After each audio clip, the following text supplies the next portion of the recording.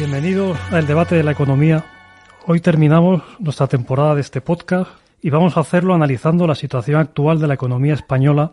Para este análisis contamos hoy con Daniel Lacalle, economista jefe de Tresis. Bienvenido, Daniel. Muchas gracias, ¿cómo estáis? Y a Juan Ramón Rayo, economista, profesor, conferenciante ampliamente conocido. Bienvenido, Juan. ¿Qué tal, Jordi? ¿Cómo estamos? Muy buenas. Bueno, pues nada, pues nos toca hacer una especie de, aunque todavía no ha acabado el año, pero bueno, una especie de cierre de curso, digamos, ¿no? Y bueno, hay muchos temas muy importantes, ¿no? Pues una situación, creo, preocupante de déficit y de deuda, y una inflación que está disparada, un gasto público que hace tiempo que tiene un crecimiento importante, ¿no? Pues me gustaría saber de todos estos aspectos de la economía española, pues no sé qué os preocupa más y sobre cuáles pensáis que habría que actuar de una manera más rápida y tajante. Dani, por ejemplo, si quieres, empieza tú mismo. Yo creo que el primero sobre el que hay que actuar es el déficit estructural. Este gobierno ha duplicado el déficit estructural a más de 50.000 millones anuales. Eso es claramente, además, inflacionista. Se está aumentando de una manera desproporcionada los desequilibrios fiscales y eso conlleva grandes problemas a medio y largo plazo, porque el déficit estructural es el que se genera crezcas o no crezcas y por lo tanto el nivel de endeudamiento es un gran problema y va a ser un gran problema porque si no se toman medidas a corto plazo, las medidas cuando se tomen pues van a ser más duras, ¿no? Entonces yo creo que ese es el gran factor. Adicionalmente, la elevadísima inflación y el hecho de que el gobierno solamente intente tomar medidas que son medidas de demanda, pues claramente no ayuda, ¿no? Yo creo que nos vamos a enfrentar a un tercer y cuarto trimestre muy complicado. El consumo ya está ralentizándose, además el ratio de cambio, la tasa de cambio, entre el cuarto trimestre y el primer trimestre ha sido una auténtica debacle en el consumo y eso desde luego no augura un buen entorno cuando se disipe la nube rosa de la mejora del turismo que incuestionablemente va a sostener a la economía en estos próximos 2 meses. Juan, ¿qué opinión tienes tú sobre el asunto? Pues coincido bastante con Dani, es decir, el turismo sin duda va a ayudar durante este próximo trimestre y va a maquillar la situación real ya no de la economía española, sino en general de la economía europea.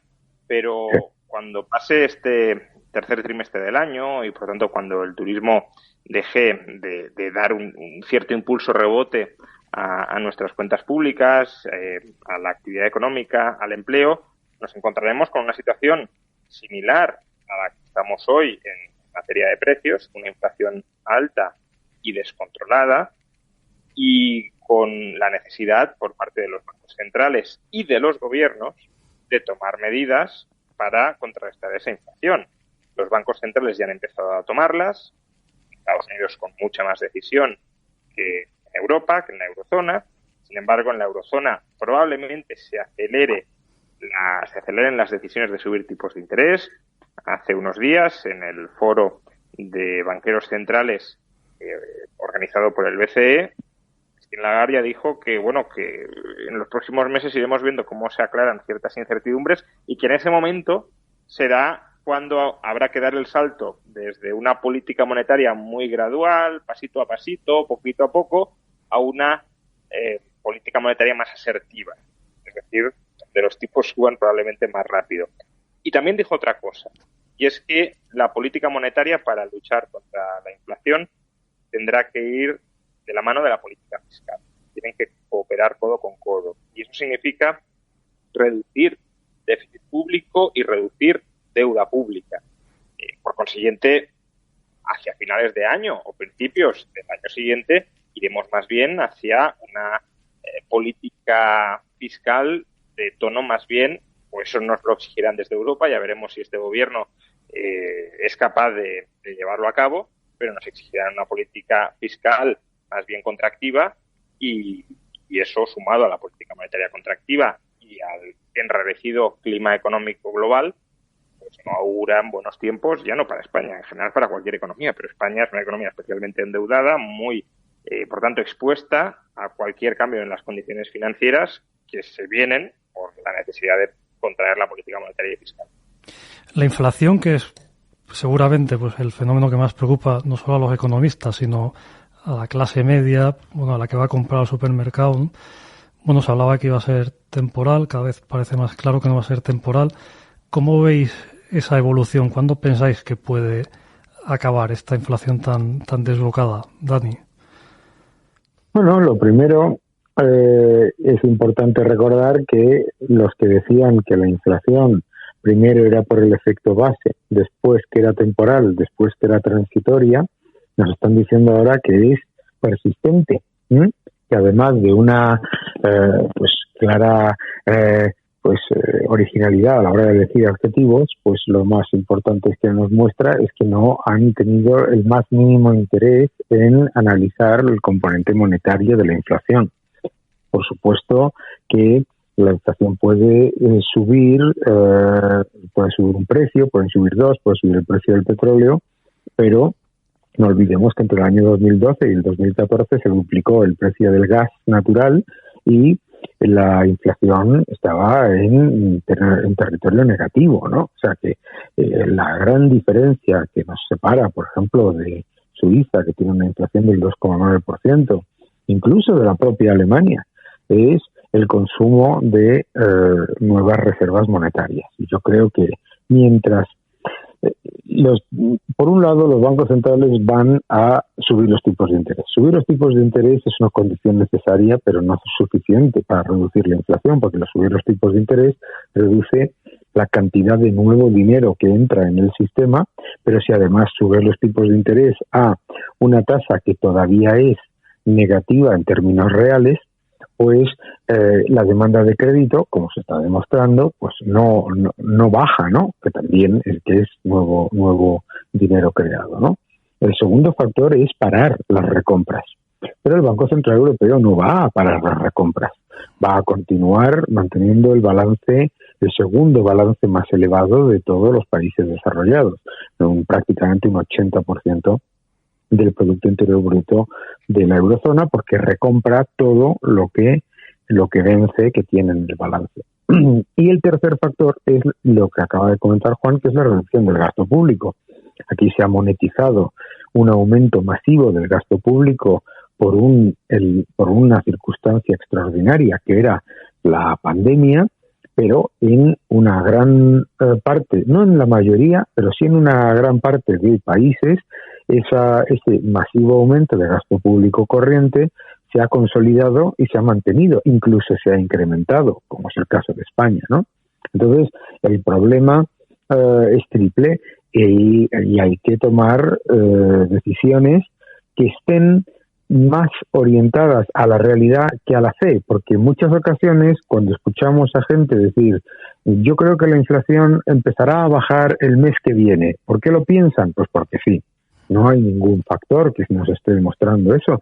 Los precios industriales han subido un 45%, las empresas no han trasladado a los precios el aumento de su consumo, el aumento de sus insumos y lo que está ocurriendo, por lo tanto, es que habrá un efecto de segunda derivada. Yo creo que es muy importante, por lo tanto, acometer el factor monetario, porque es lo que no se puede controlar. O sea, aquí es importante que los estados y los bancos centrales controlen lo que está en su mano, no lo que no está en su mano. La guerra no está en su mano, pero la cantidad de dinero que se está inyectando en la economía, sí. Recordemos que el último dato de aumento de masa monetaria de la eurozona sigue estando el crecimiento de la masa monetaria al doble del nivel que en lo que se llamó el bazooka de Draghi. O sea que, ojo con eso de pensar que estamos normalizando demasiado rápidamente, como decía alguien esta mañana, la política monetaria. Juan, para terminar, ¿qué escenario crees que puede esperar las familias españolas a la vuelta de vacaciones? Pues bueno, como comentabais, ahora la temporada turística va a ser buena, los españoles se van a ir de vacaciones y a la vuelta, se estará ya hablando en breve de una subida de tipos de interés. empezará a dejarse de comprar deuda por parte del Banco Central Europeo. La inflación, pues seguramente seguirá alta. Bueno, ¿qué escenario ves por un lado y qué medidas piensas que habría que tomar para que ese escenario pues no sea tan negativo y se pueda ir a una recuperación pues cuanto antes? Bueno, a la vuelta de vacaciones yo creo que hay ciertas cosas que sabemos seguro que van a ocurrir. Es decir, la inflación va a seguir muy alta, no sé si más alta que el 10,2% del mes de junio, pero desde luego no va a bajar ni mucho menos a niveles que se consideraban normales. Cuando la inflación va a seguir desbocada en septiembre, en octubre, los tipos de interés van a subir, porque ya nos han dicho que van a subir. La incógnita es si van a subir todavía más de lo que nos han dicho, pero vamos a tener alta inflación, altos tipos de interés y, por tanto, ahí la incertidumbre, cada vez ya más social casi que económica, es hasta cuándo las familias españolas van a aguantar con esa brutal erosión de poder adquisitivo que están experimentando. Erosión por el lado salarial, porque los salarios no aumentan lo que están aumentando los precios, y también erosión en su renta disponible a aquellas familias que estén endeudadas y que estén viendo cómo el Euribor, endeudadas a tipo variable, cómo el Euribor está subiendo y va a seguir subiendo. Es previsible que en algún momento las familias españolas no quieran aguantar más, ya han aguantado mucho y empiecen a reclamar subidas salariales. Y ahí será especialmente importante que lo que decía antes Dani se materialice. Es decir, el pacto de rentas, pues como acompañamiento, no está mal. Obviamente, para frenar la inflación, mejor que no se empiecen a desbocar los precios y los salarios que lo contrario. Pero al final los gobiernos no pueden controlar si una empresa sube o deja de subir precios, si un trabajador renegocia al alza o a la baja, es difícil, ¿no? Pero renegocia al alza los salarios, eso no lo pueden controlar. Y claro, si tú sigues inyectando o sigues facilitando que se inyecte una enorme cantidad de gasto nominal a la economía y estás empezando a tener efectos de segunda o de tercera ronda, eso se te va a desbocar más. O sea, ahí tienes que cerrar el grifo para que aquellos que se suban, comillas, a la parra, estableciendo precios muy altos o salarios nominales muy altos, pues se queden sin vender. Porque si no hay dinero para todos, que lo estamos empezando a reducir, pues por mucho que yo quiera que por este bien se pague X cantidad de dinero, si la gente no tiene ese dinero para pagarlo, no lo podrá pagar. Pero claro, si mantenemos ese flujo de gasto nominal entrando en la economía y se empiezan a notar estos efectos de segunda o de tercera ronda, es como decía, esto se nos va a desbocar todavía más de lo que ya lo está. Entonces, ¿qué medidas hay que tomar? Pues estamos jugando cada vez más con fuego si no tomamos medidas con decisión, y las medidas es lo que ya están haciendo los bancos centrales, probablemente a un ritmo todavía mayor, que es restringir la oferta monetaria, subir tipos de interés, poner fin al programa de compras y de recompras de deuda, y desde el lado de los gobiernos empezar a ajustar de verdad el déficit público con una política fiscal contractiva que, en lugar de seguir añadiendo poder adquisitivo vía deuda dentro de la economía, lo empieza a frenar. Muy bien, pues muchas gracias a los dos. Hemos llegado al final de este programa, el debate de la economía. Muchas gracias a Daniel Lacalle, a Juan Ramón Rayo y a ustedes por seguirnos, y les esperamos en una próxima edición del debate de la economía.